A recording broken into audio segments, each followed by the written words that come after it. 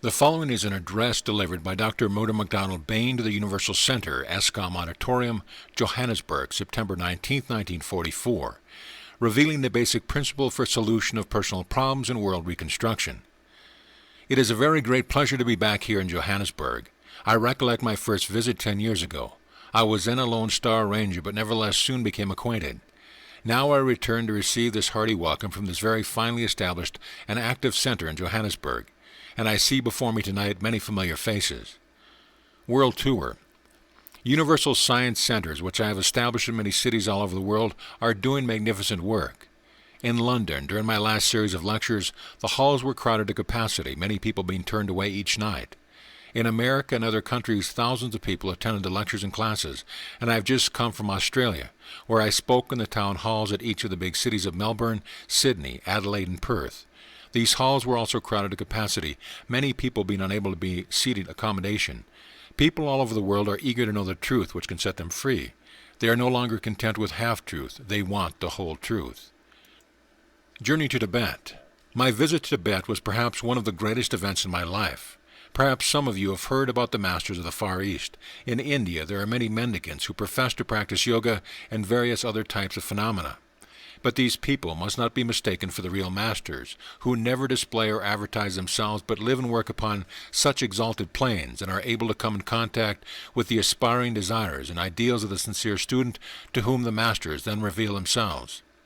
Through correct understanding, the miracles of 2,000 years ago are possible today, because the same laws which were in operation then are in operation today. The same God that existed then exists now. When Jesus, the Master, said, "Before Abraham I am," he showed that the individualization of the infinite spirit in man was existing from eternity to eternity, and by completing his great demonstration, commencing with his experience on the cross and the so-called physical death, he proved the continuation of that same life which existed before Abraham I am. And this same spirit life throbs and pulsates and through all people and is alive with all things and the states in the universe. In bringing the message of the liberating truth and the wisdom of the masters to the world, I have combined both the individual and the collective aspect because it is the individual who gives meaning and the purpose to all the collective states of human existence.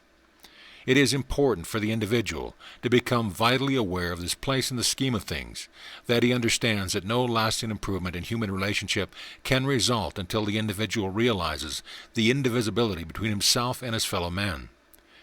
The individual's realization of the truth gives a firm foundation for his own well-being and progress, and this is the unshakable rock upon which collective progress and well-being can be founded. My journey over the Himalayas into Tibet was guided and directed in a most wonderful way, but tonight I am not going to dwell too long in that aspect because I wish to deal with how the master teachings of the inner sanctuaries may be applied to the practical daily states of every man's life. The practical ability to establish personal and collective well-being is, after all, the real reason and purpose behind the whole understanding of truth, and the teaching of these masters are the very personal value to each individual. Visit to a Tibetan adept. I visited the isolated monastery of Lingmu Tang, the abode of Genshi Rinpoche, the great Tibetan adept. A Tibetan adept is one who is master of the forces of nature. This monastery lies well beyond the great range of the Himalaya mountains, and no one is allowed to enter without special invitation. I arrived at a hut which provided accommodation for the night before I crossed the 16,000-foot pass which separated me from the valley and the monastery of Lingmu Tang. After partaking of supper and dismissing my bear, I closed the door and sat down beside the fireside, thinking of the events of the past day, recollecting and recording the highlights. During my reverie in the dim glow of the firelight, the figure of a man gradually began to form before me, dressed in the robe of a Tibetan Lama, his features those of a handsome Mongolian. So clear was his vision as to represent the actual presence of a man whose face was lit up with a smile and whose presence radiated an atmosphere of intense welcome and filled the room with elevated vibrations of joyful peace and thrilling exultation, and then gradually merged into the shadow whence he came, but leaving behind him that wonderful presence which filled the room like a benediction. On awakening next morning, still deeply aware of the heightened feeling caused by the previous night's experience, I went out to view the dawn. The sky was blue, not a cloud. The rays of the sun rising from behind the great mountains were broken into such a display of color as to be almost indescribable. But this scene can be imagined when you view a glorious sunset here in South Africa. Just imagine the stars shining in brilliant luster, adding their beauty to this magnificent display of color, sparkling and mingling with another while the rays of the rising sun spread like the vast rainbow in all directions, reflected from the sun-kissed, ice-clad mountain. As the veiling mantle of mist rose from the valley, there in the distance, but appearing near, stood the monastery of Lingmutang. Some weeks before I set out on my journey, and whilst I was at the place called Kalimpong, a stranger came to see me. He was the master Geshe Thudru, who came to welcome and direct me.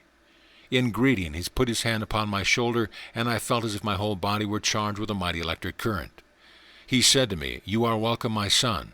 It was a queer sensation to have a stranger telling me the principal facts of my life from boyhood onwards. He said, "You have come a long way, impelled not entirely by your own desire to find the hidden mysteries of life. There is an intelligence that guides the stars and planets in their path so accurately that not one of the millions loses its path. The same guiding intelligence is directing the course of your life." He instructed me to go to the monastery of Lingmutang. There I would find the great Geshe Rinpoche, who was expecting me, and who was to be my friend, guide, and teacher for the present. As I wandered down the valley, I could see this monument of mystery secluded in the mountainside. I stood and looked at it for some time, and wondered how such a massive building could have been built in the rock face of a mountain. After climbing the steep rocky steps, I reached the massive doors of the monastery, which were open to receive me. I was led through many halls until I reached the door, paneled in gold. At the side hung a piece of material threaded with gold beads and ended with a gold tassel. The Lama who was conducting me pulled this, and I could hear a gong clanging faintly inside. The door opened. I entered, and there stood Geshe Rinpoche, this master of the force of nature, the very face that had appeared to me the night before. The meeting had a tremendous effect upon me. I can almost feel a sensation now. He welcomed me with a kindly smile and radiated the wonderful power that I experienced the previous evening. We talked for a while on things of interest, including the world I had come from. He spoke perfect English, and told me that he had traveled in many countries in his younger days, where he had learned and experienced many things, and then he returned to be a teacher of the inner sanctuaries. He had mastered the art of astral projection, and was able to move in different parts of the world, helping people often unknown to them. Under the guidance and instruction of this great teacher, the first 7 weeks of my stay were occupied with concentrated study and training, and then I was obliged to move into the next phase for further instruction. Geshe Rinpoche's conclusion. Geshe Rinpoche's parting words were in the form of a kindly command. The people of the world have failed to understand and practice the teaching of the Master Christ given so long ago. Instead of realizing the oneness of all life as expressed in his words, "I and the Father are one," they have set Jesus up as an image of worship, and instead of applying his teaching to their lives, and so they have telescoped Jesus and all he stood for far beyond human reach. Man must clear away this fog of illusion before he can claim his true birthright. There are 2 different sects of lamas in Tibet, the red and the yellow. The yellow are strictly mystical, while the red enjoy the practice of ritual, pomp, ceremonies, and display. Consequently, the master and teachers who have the good of humanity at heart come from the yellow sect. The word lama means superior one, and strictly speaking, means the abbot of the lamastery. A child enters the monastery at about 7 years of age. A strict examination is made mentally, physically, and any defects will bar his entry. Deep meditation is used to ascertain the child's degree of evolvement and to decide the tutor best suited to advance the student upon the path of life. Progress is made step by step until he is fit to enter into the advanced services of the monastery. Before this takes place, he asks permission from the abbot to do so and passes through an initiation. His head is shaved and only a tuft of hair left on the top. He presents himself clad in the meanest of garb, that of a beggar, before the assembled monks in a temple hall, and imitates that he expects the life of a lama freely of his own choice.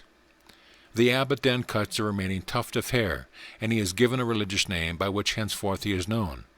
He takes the seat which is appointed to him, and he is taught after deportment pertaining to his office. His studies continue. After some years, if he desires to penetrate the inner secrets, he is attached to a teacher of the higher order. He must master metaphysics and the more important sacred literature, So he advances until he has completed the instruction available in the monastery, when he asks leave to find a master who will take him further along the path of wisdom. Permission is never withheld for such a worthy desire, and he leaves the monastery with only as much food and raiment as he can carry on his back. To weather the storms in the Himalayas, where there is no hope of shelter, is a test for the stoutest heart. And the facing of these hardships forms part of the trial to prove whether the student is worthy and to apply what he has learned. On commencing his advanced teaching, no time is lost in his instruction, which is to free his mind from all illusion and shadows.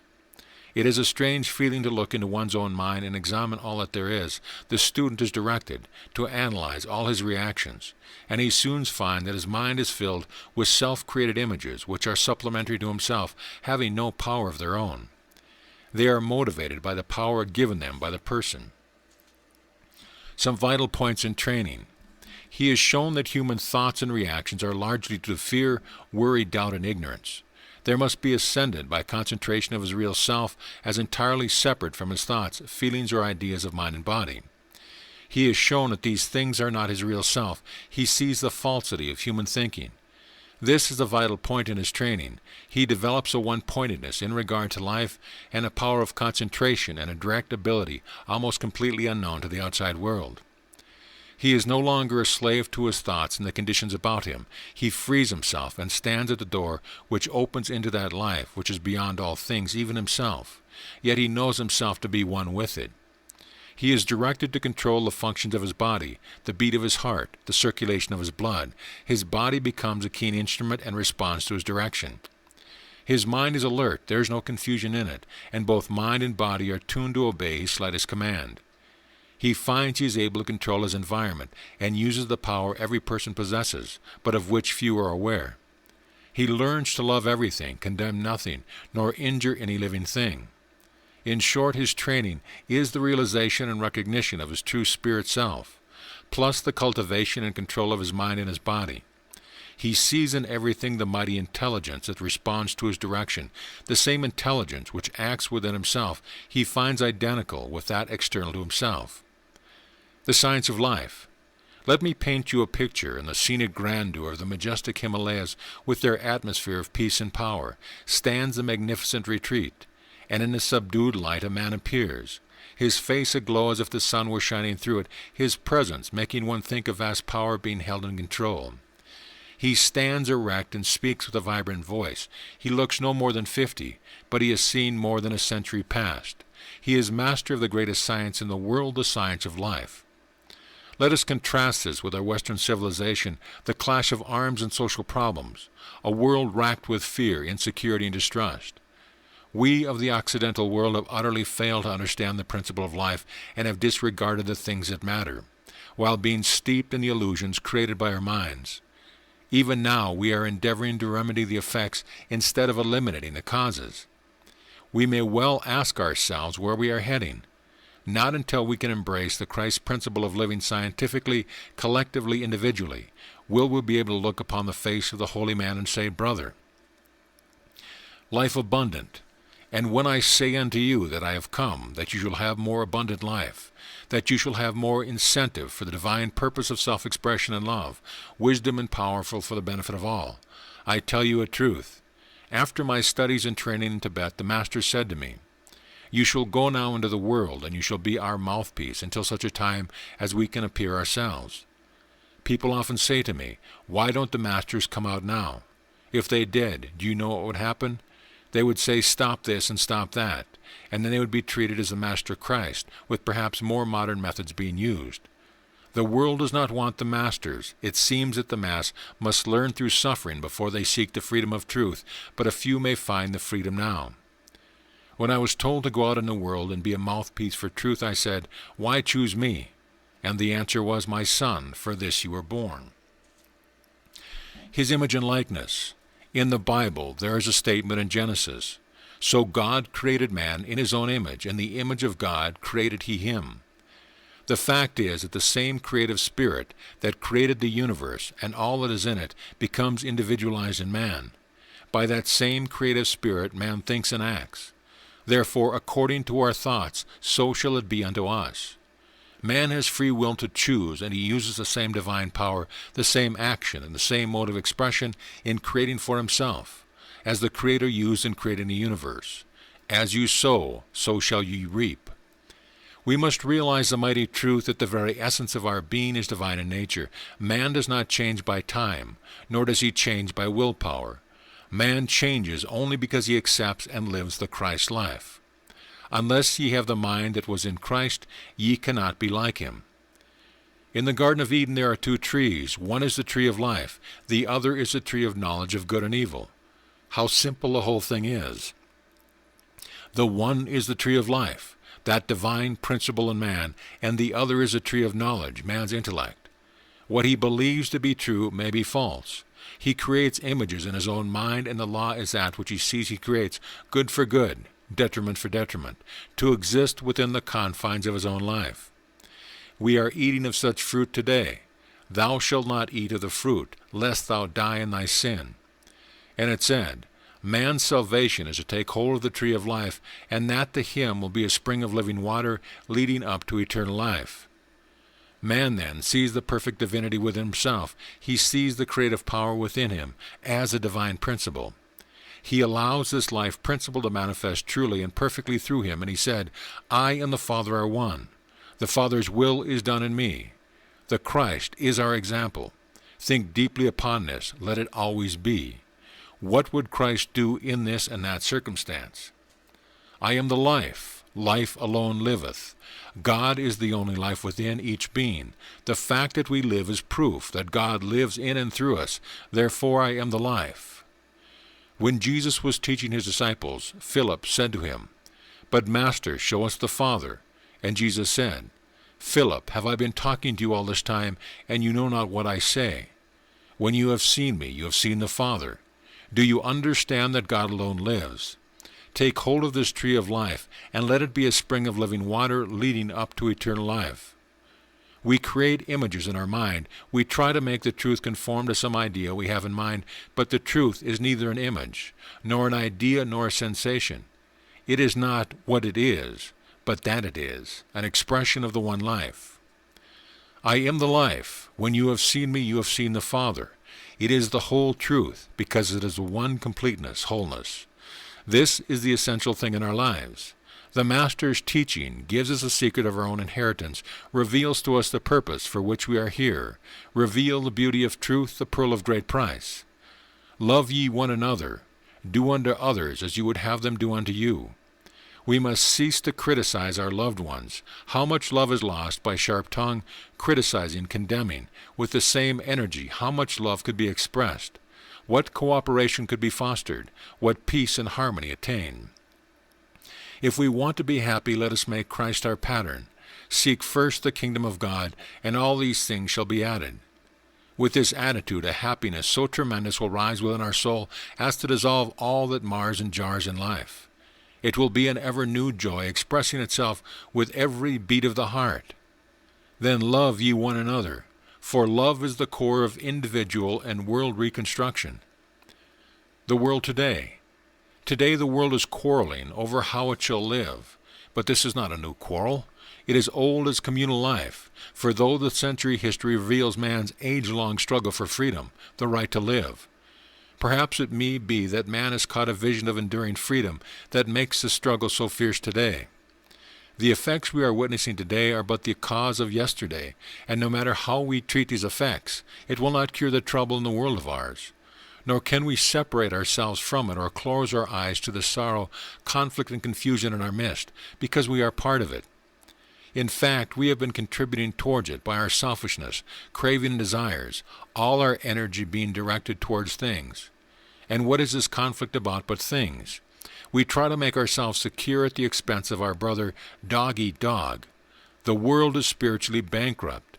Our internal poverty causes us to crave for things, and when we have them, there is a fear of loss. And so we are involved in conflict and suffering. It is the people's responsibility, whether or not our actions will lead to another war that would make this one look like a Sunday school picnic. Is there a remedy? Yes, there is, and the Master points the way. The light.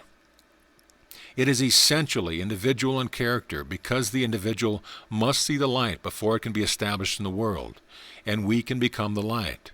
The sincere student is becoming that light. Let your light shine before all men. We must live by example and not by preaching. The world is now trying to solve the peace problem by dividing the nations into two armed camps. One is the have-alls and the other is the want-alls. Really, there is very little difference between them. But the foundation of war is not the foundation of peace. We cannot have lasting peace looking down the barrel of a gun or at the point of a bayonet. It is only by free, systematic, unselfish, cooperative tackling of the cause of war that the cause of war can be eradicated. It is only when we love and assist each other, instead of fearing and hating, that we can hope to banish our self-created misery and suffering. Only by cooperative tackling of the problems of peace and prosperity in the spirit of fellowship and comradeship can we hope to have a lasting peace and security free from conflict, sorrow, and limitation. If the present colossal sacrifice of life is to be justified in the name of democracy, then let us leave no stone unturned in founding a democracy by first making ourselves true Democrats. Jesus Christ was the truest of all Democrats. The Sermon on the Mount is the only true foundation for the real world democracy, and this true democracy has not yet been tried individually or collectively. Our needs are dual in nature, individual and collective. Collectively, we need a system of trade and finance that will serve the people of the world and not enslave them, that will prevent wars and not promote them. Individually, we must cease to exploit our fellow beings and become more helpful to others and less self-seeking. We must see that radio, press, and travel are utilized to foster good international relationships and not cause dissension by hostile propaganda. Personally, let our tongues cease to criticize others, take the plank out of our own eye, before we can see how to take the splinter out of our brother's eye, fits the occasion. Health. We need a system of health based upon spiritual, mental, and natural laws. A system that will spend more time in showing how to live healthy lives and happy lives, not one that spends nearly all its time on the study of disease. It is useless trying to eliminate the effect of disease.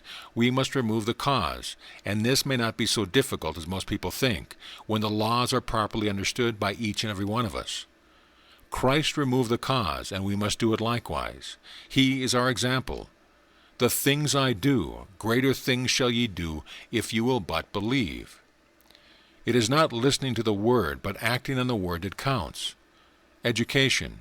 We need a system of education that is based upon human culture, and not upon cramming a system which will make the coming generation fit the true democracy for which we are striving. Adult education is most essential, for our minds are full of useless facts and contradictions, so that we can no longer able to think constructively. We could think when we were children. The questions we then asked prove this fact. But we lose the art when we went to school or we were told by our parents not to ask such questions.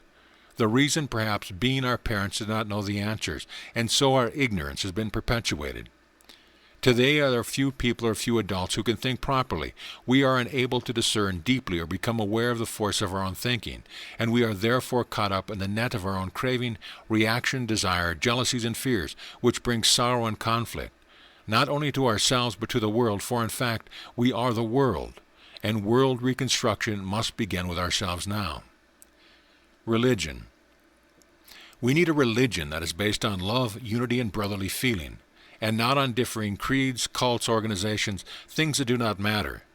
The pearl of truth that gives rise to religion has been submerged by sanctimonious formalities, petty jealousies, and words that mean nothing. A master told me in the Himalayas to be careful not to fall into the error of trying to organize religion. He said, reveal a plain truth, so that the individual can grasp it and free himself from confusion. He told me the story of the disciple and the devil when walking together one day happened to see someone picking something up. The devil said to the disciple, "Did you see that person picking that up? It was a bit of the truth." "Is that so?" said the disciple. "That's just too bad for you, devil." "Oh no," said the devil, "I'll just wait until he organizes it." The majority in this world are vainly seeking immortality. But when we know we are immortal, this craving and seeking for immortality ceases, and then there is security, peace, love, and understanding. He who seeks to save his soul alone may find the path, but will not reach the goal. But he who loves may wander far, yet God will bring him where the blessed are. It is unworthy of any soul to seek privileges for himself, because those who do are not fulfilling the law. Christ fulfilled the law by fulfilling the will of the Father in establishing the well-being of the Father's children on earth. Human welfare. We, you and I, must see to it that persons or groups of persons who have not the welfare of humanity at heart, and do not understand spiritual worth, shall not have any place in the scheme of things, nationally or internationally. We can no longer waste our time in patching up old, worn-out systems, creeds, or cults. They have outlived their usefulness, that have failed miserably in the past, nor can we wait for others to show us the way. We must realize that nothing can stand the tide of our united will because God is with us, His plan, His power, His wisdom, His love. Each one of us must seek immediate action fired by our divine, dynamic, united purpose. Each and every one of us must devote our energies to the constructive work of building a new and better world of permanent health, happiness, security, and peace for the brotherhood of all mankind. And this begins with ourselves, in our immediate association, in our homes, in our business, and in our everyday life. Now is the time for the reconstruction of the individual and the nation, for only faith, sincerity, and love for humanity earn divine protection. Individuality, we must take every opportunity of training ourselves spiritually, mentally, and physically in the science of living, so that each and every one of us can make a real contribution to the establishment of a better order of things. But what contribution have we made towards a better order of things? We must all accept our responsibility as world citizens and direct our brain power and efforts towards the emancipation of humanity in the belief that every individual has a right to security and freedom, to enjoy health, knowledge, and the riches of culture, that henceforth the world's assets shall be harvested for the constructive use and benefit to serve mankind, and not for our enslavement, that love for others more than love for ourselves shall dominate our action. For love is that strong, vigorous, manly expression of the Christ character. Time does not change man. Willpower does not change man. Only the Christ character can do that. The Master said, "If you love only those who love you, what credit is that to you?" Jesus the Christ lived to make man holy. Let us live to make man free. Let us follow the light of his ideal, for he showed man how to live.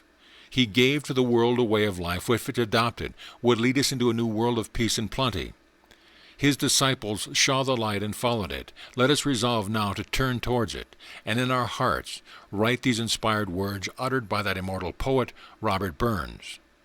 "It's coming yet for that man to man the world over, shall brothers be for that." End of talk.